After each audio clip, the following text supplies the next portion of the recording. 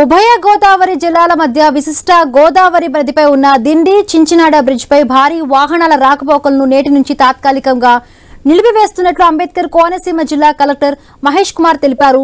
రవాణా శాఖ ఆర్ఎండ్బి ఆర్టీసీ అధికారులతో సమీక్ష అనంతరం ఈ నిర్ణయం తీసుకున్నారు. గత కొంతకాలంగా బ్రిడ్జ్ పై వాహనాల రాకపోకలకు తీవ్ర ఇబ్బందులు ఏర్పడుతున్నాయి.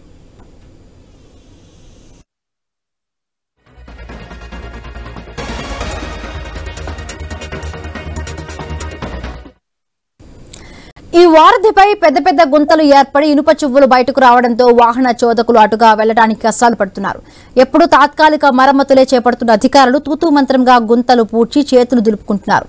నెల రోజుల కిందట కూడా ఇలాగే చేయడంతో మళ్లీ గుంతలు ఏర్పడి బ్రిడ్జిపై ప్రయాణం ప్రమాదభరితంగా మారింది.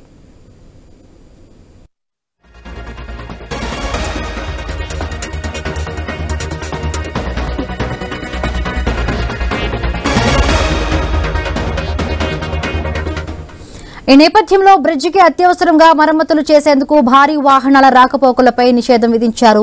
తేలికపాటి వాహనాలను గంటకు గరిష్టంగా 30 కిలోమీటర్ల వేగంతో వెళ్లే వాహనాలను, ద్విచక్ర వాహనాలను అనుమతినిచ్చారు.